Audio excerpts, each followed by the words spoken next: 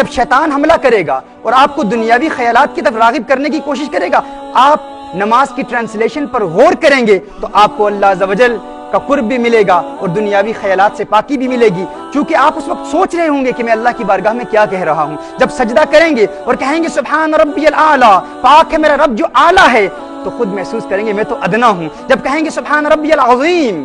پاک ہے میرا رب جو عظیم ہے، بہت بڑا ہے، اور پھر اپنا چھوٹا پن سمجھ میں آئے گا، میں کیا ہوں، میری حیثیت کیا ہے، میری حقیقت کیا ہے، کتنا کریم ہے میرا رب۔ جب نماز کی ٹرانسلیشن پر آپ غور کریں گے، شیطان وساوس ڈالنے کی کوشش کرے گا، نماز کی ٹرانسلیشن اور نماز کا ترجمہ آپ کو شیطانی وسوسوں سے بچا لے گا۔ یہ پہلا پوائنٹ۔ دوسرا پوائنٹ یہ ہے، اور یہ بھی کافی نہیں ہے، جب آپ نماز کی ٹرانسلیشن پر غور کر رہے ہوں گے تو شیطان پھر وسوسے ڈالنے کی کوشش کرے گا، لیکن اب اگر شیطان نے وسوسہ ڈالنے کی کوشش کی تو دوسرا خیال آپ اس کو اپنے ذہن میں لانے کی کوشش کریں گے۔ اور دوسرا خیال کیا ہے؟ آپ خود سے کہیں گے اور نماز سے قبل ہی خود کو تیار کر لیں گے کہ یہ میری زندگی کی آخری نماز ہے،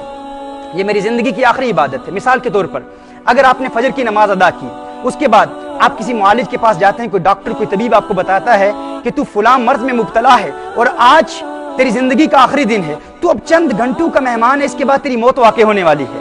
ناظرین کرام آپ غور کریں، اگر آپ کو کوئی معالج بتا دے کہ تیرے پاس فقط 3-4 گھنٹے ہیں، اس کے بعد تیری موت واقع ہو جائے گی، تو نے دنیا سے چلے جانا ہے،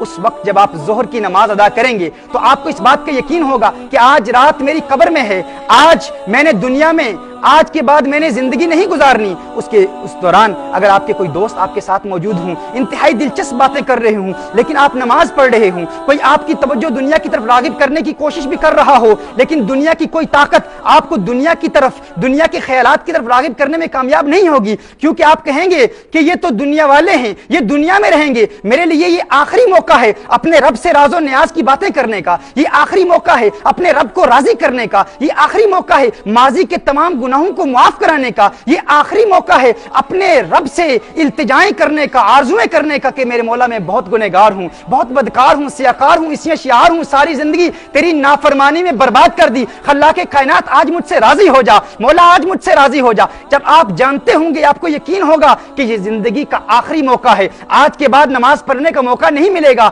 آج رات میری قبر میں ہوگی، دارالعمل کی یہ آخری عمل ہے میرا، اس کے بعد دارالجزا ہوگا، میں قبر میں ہوں گا۔ تو ناظرین کرام، جب شیطان آپ کے دل میں دنیاوی خیالات پیدا کرنے کی کوشش کرے گا اور آپ نے خود کو پہلے سے ہی پرسویٹ کر لیا ہے کہ میری زندگی کی آخری نماز ہے، تو شیطان کا حملہ ناکام ہو جائے گا۔ لیکن پھر بھی اگر شیطان کسی طریقے سے کامیاب ہو گیا تو تیسرا خیال کیا ہوگا؟ تیسرا خیال فوراً، یہ 6 خیالات آپ ان کو پہلے سے یاد کر لیں، یہ آپ کو ازبر ہونے چاہیے، پہلے سے زبانی یاد ہونے چاہیے، تاکہ نماز کے دوران ان 6 خیالات کے گرد آپ کا ذہن گردش کرتا رہے۔ جب شیطان اس خیال سے آپ کو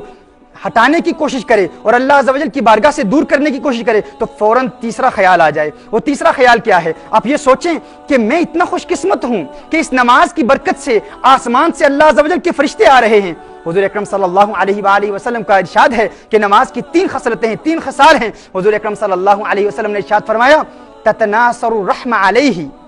وتحف به الملائکہ، کہ جب انسان نماز پڑھتا ہے تتناثر الرحمہ علیہ من قدمہ الی عنان السماء، جب انسان نماز پڑھتا ہے تو اللہ عز و جل کے فرشتے آسمان سے نازل ہوتے ہیں اور اس نمازی کے پاؤں سے لے کر آسمان تک اسے گھیر لیتے ہیں، اور اوپر آسمان سے اللہ عز و جل کی رحمتیں اس نمازی پر نازل ہو رہی ہوتی ہیں۔ تو آپ غور کریں،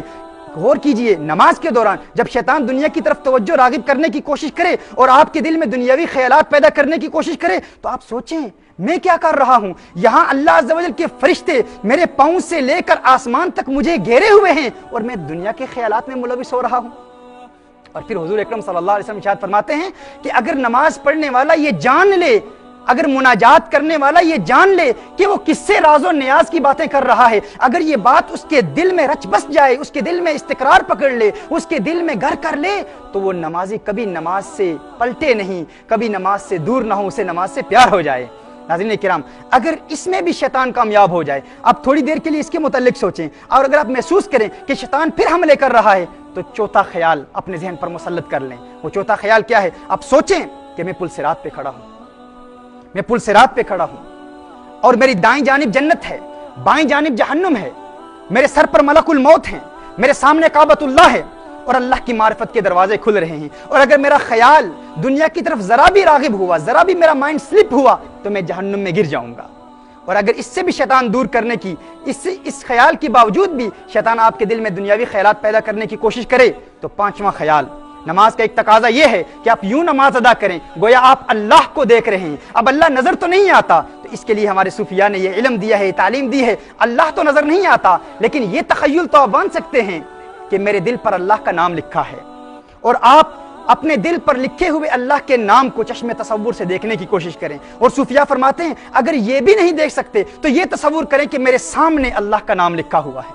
اور اللہ کے نام کو دیکھنے کی کوشش کریں، تصور میں اللہ کے نام کو دیکھنے کی کوشش کریں۔ اور ناظرین کرام، اگر پھر شیطان حملہ کرے تو آخری خیال کیا ہے کہ حضور اکرم صلی اللہ علیہ وسلم کی نماز کو یاد کر لیں، آقا کی نماز کو یاد کر لیں، اور یہ سوچیں میں کتنا گنہگار ہوں، میں کتنا بدکار اور سیاہکار ہوں، اللہ کا کتنا بڑا کرم ہے مجھ پر کہ اللہ نے مجھے وہی نماز عطا کی جو کونین کے والی کو عطا کی ہے، اللہ نے مجھے وہی نماز عطا کی، یعنی میرا اللہ کے قرب کو حاصل کرنے کا ذریعہ وہی دیا جو حضور اکرم صلی اللہ علیہ وسلم کو دیا، یعنی میں بھی وہی عبادت کر رہا ہوں جو حضور اکرم کر رہے ہیں۔ حضور اکرم صلی اللہ علیہ وسلم کو عبادت کو یاد کریں اور پھر حضور کے مقام کو یاد کریں کہ وہ جو سبب وجود کائنات ہیں، وہ جو لولاک لما خلقت دنیا کے مصداق ہیں، وہ جو جن کے متعلق فرمایا لولاک لما خلقت الافلاق، محبوب اگر آپ نہ ہوتے تو میں ان افلاق کو بناتا ہی نہ، گر ارض و سما کی محفل میں لولاک لما کا شور نہ ہو، گر ارض و سما کی محفل میں لولاک لما کا شور نہ ہو، یہ رنگ نہ ہو گلزاروں میں، یہ نور نہ ہو سیاروں میں، انہی کی بو مایہ سمن ہے، انہی کا جلوہ چمن چمن ہے، انہی سے گلشن مہک رہے ہیں، انہی کی رنگت گلاب میں ہے، یہ ساری کائنات اللہ نے بنائی ہی محبوب کریم صلی اللہ علیہ وسلم کے لیے ہے۔ اسی کے متعلق اعلیٰ حضرت فرماتے ہیں یہ صبا سنک وہ کلی چٹک، یہ زباں چہک لب جو جھلک، یہ مہک جھلک یہ چمک دھمک سب اسی کے دم کی بہار ہے، یہ سمن یہ سوسن و یا سمن، یہ بنفش سنبل و نسترن، گل و سرو لالا برا چمن، وہی ایک جلوہ ہزار ہے۔ یہ ساری کائنات رسالت مآب صلی اللہ علیہ وآلہ وسلم کے لیے بنائی گئی، اور اللہ عز و جل نے ہمیں بھی وہی عبادت عطا فرمائی ہے جو حضور اکرم صلی اللہ علیہ وسلم کو عطا فرمائی ہے۔ ناظرین کرام، جب ان 6 خیالات میں ہمارا ذہن ہر وقت گردش کرتا رہے گا تو ہمیں نماز سے اتنا پیار ہو جائے گا، اتنی محبت ہو جائے گی کہ دنیا کی کوئی طاقت اور شیطانی طاقت ہمارے خیالات کو دنیا کی طرف راغب کرنے میں کامیاب نہیں ہوگی۔ اگر ہمارا خیال کعبۃ اللہ کی طرف رہا تو کعبۃ اللہ ہی کی طرف رہے گا، اگر ہمارا خیال عبادت کی طرف رہا تو عبادت سے ہمارے خیال کو کوئی دنیا کی طاقت دور نہیں کر سکتی۔